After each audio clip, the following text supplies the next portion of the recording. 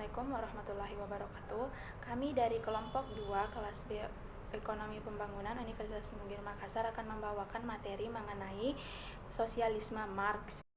Adapun pemateri yakni Nurul Anissa atau saya sendiri dengan NIM 200906501005, Muhammad Raihan dengan NIM 19961420322, Stanley Manuel Cornelis B 19961422032, dan juga Mariam 17961420015. Perkenalkan, nama saya Nurul Anissa akan menjelaskan sedikit mengenai sosialisme.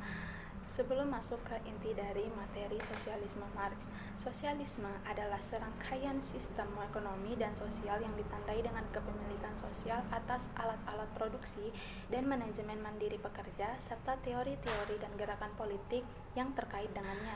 Sosialisme ini sendiri dalam ekonomi terbagi atas dua, yakni sosialisme utopia dan sosialisme ilmiah. Sosialisme ilmiah sendiri dipimpin oleh Karl Marx yang merupakan salah seorang pencetus akan sosialisme ini.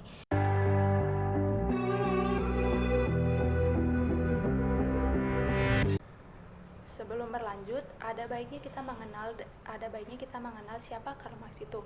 Karl Marx sendiri merupakan seorang yang lahir di Trier, Prusia pada 5 Mei 1818, yang ayahnya merupakan seorang pengacara dan memiliki kehidupan keluarga kelas menengah. Disertasi Marx adalah suatu risalah filosofil yang menjadi dasar pemikiran-pemikirannya di kemudian hari.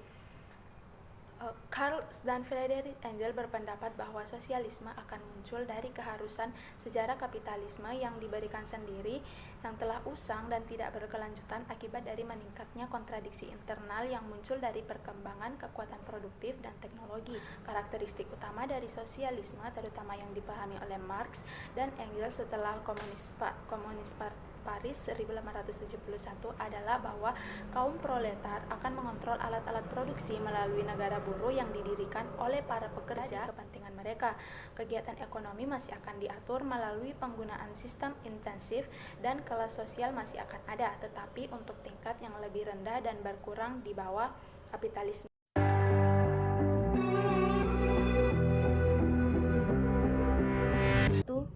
Marx dan Engels berpandangan bahwa kesadaran orang-orang yang memperoleh upah atau gaji kelas pekerja dalam arti Marxis luas akan dibentuk oleh kondisi mereka yang menjadi budakan upah, yang mengarah ke kecenderungan untuk mencari kebebasan atau emansipasi mereka dengan menggulingkan kepemilikan alat-alat produksi oleh kapitalis, dan akibatnya menggulingkan negara yang menjunjung tinggi tata ekonomi kapitalis ini.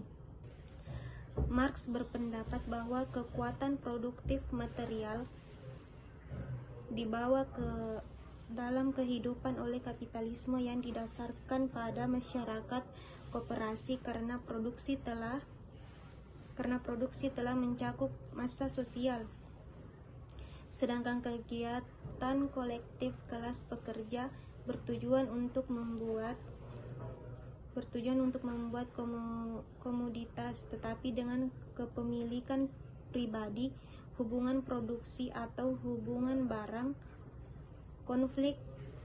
Konflik antara upaya kolektif di kalangan pabrik-pabrik besar dan kepemilikan pribadi akan membawa keinginan kesadaran dalam kelas pekerja untuk membangun kepemilikan kolektif sepadan dengan upaya kolektif pengalaman sehari-hari mereka.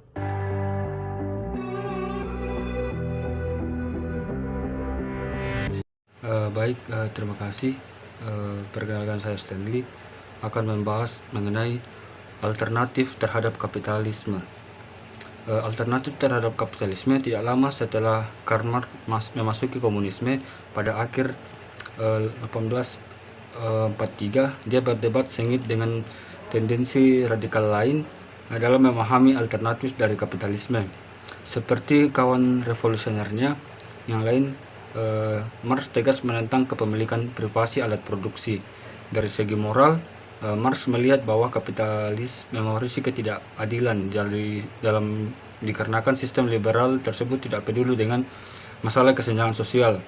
Dalam Kapital yang dipublikasikan pada 1867, Karl Marx berusaha memperkenalkan model alternatif untuk ekonomi klasik Adam Smith. Sistem ini dimaksudkan untuk menunjukkan secara ilmiah bahwa sistem kapitalisme mengandung cacat fatal, yakni hanya menguntungkan kapitalisme dan bisnis besar dengan mengeksploitasi buruh. Pada kesempatan kali ini saya akan menjelaskan materi terkait teori pertentangan kelas. Teori pertentangan kelas ditulis dalam buku Manifesto Komunis, di mana dalam masyarakat kapitalis terdiri dari 3 kelas, yang diantaranya adalah kelas buruh, kaum pemilik modal, dan para tuan tanah. Dengan adanya kelas-kelas itu terjadi adanya keterasingan karena orang-orang yang bekerja berbeda dalam kelas, yaitu kelas buruh dan kelas majikan. Kelas majikan memiliki alat-alat produksi, pabrik, mesin, dan tanah, sedangkan kaum buruh bekerja dan terpaksa menjual tenaganya kepada para majikan karena tidak memiliki sarana dan prasarana. Oleh karena itu, hasil dari pekerjaan itu bukan lagi milik mereka bekerja, tetapi juga pemilik para majikan. Jadi dalam masyarakat kapitalis ada dua kelas yang saling membutuhkan dan saling bergantung, yaitu kelas buruh dan kelas kaum pemilik. Kaum buruh hanya dapat bekerja jika ada pemilik yang membuka lapangan pekerjaan, dan para majikan hanya mendapat keuntungan jika para pekerja bekerja di tempatnya, karena mereka beruntung mempunyai alat-alat produksi. Tetapi saling berketergantungan itu tidak terlalu adil, khususnya bagi buruh, karena kaum buruh tidak dapat hidup apabila tidak mendapat pekerjaan, sedangkan majikan walaupun tidak mendapat pendapatan karena tidak mempunyai para pekerja, tetapi mereka masih bisa hidup dari modal dan keuntungan yang dikumpulkan selama pabriknya berjalan, dan ia pun masih bisa menjual pabriknya bila perlu. Dengan adanya anggapan seperti itu, bahwa kelas pemilik adalah kelas yang kuat dan para pekerja adalah kelas yang lemah. Mungkin itu saja penjelasan dari saya. Sekian dan terima kasih. Bismillahirrahmanirrahim. Assalamualaikum warahmatullahi wabarakatuh. Saya Muhammad Terhan Jamaluddin dari kelompok 2 ingin menerangkan mengenai teori surplus value. Marx berpendapat bahwa profit dan eksploitasi dapat dinaikkan dengan memperpanjang hak kerja dan mempekerjakan perempuan dan anak-anak dengan upah yang lebih rendah ketimbang lelaki dewasa.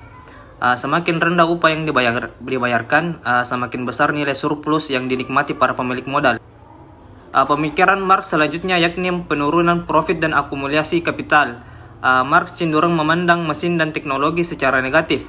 Akumulasi kapital akan terus bertambah besar guna menghadapi persaingan dan menjaga agar upah tidak naik. Atas perumusan ini, Marx mengenai profit sebelumnya, kita dapat melihat bahwa penambahan mesin akan menyebabkan profit semakin menurun. Para usaha-usaha besar menjadi lebih terkonsentrasi memproduksi komoditas yang lebih murah, yang selalu berakibat menghancurkan kapitalis yang lebih kecil. Sementara itu buruh menjadi semakin menderita karena kemampuannya membeli barang konsumen semakin menurun dan semakin banyak pengangguran di industri. Dalam The Communist Manifesto terdapat 10 program rencana revolusioner dari Marx, yaitu pertama, penghapusan pendapatan yang progresif atau bertahap. Selanjutnya, pajak pendapatan yang progresif atau bertahap. Selanjutnya ialah penghapusan semua hak warisan, penyitaan properti dari semua imigran dan pemberontak, serta sentralisasi kredit di tangan negara dengan menggunakan bank nasional dengan modal negara. Selanjutnya, perluasan pabrik-pabrik dan alat-alat produksi milik negara, menanami tanah-tanah yang menganggur dan meningkatkan kesuburan tanah secara umum sesuai dengan rencana bersama. Yang ketujuh itu kewajiban setara bagi semua untuk bekerja. Kedelapan, pembentukan tentang industrial khususnya untuk pertanian. Selanjutnya kombinasi agrikultural dengan industri manufaktur, penghapusan bertahap perbedaan antara desa dan kota dengan distribusi yang lebih seimbang kepada seluruh masyarakat, dan terakhir itu pendidikan bebas untuk anak-anak di sekolah publik. Sekian, assalamualaikum warahmatullahi wabarakatuh.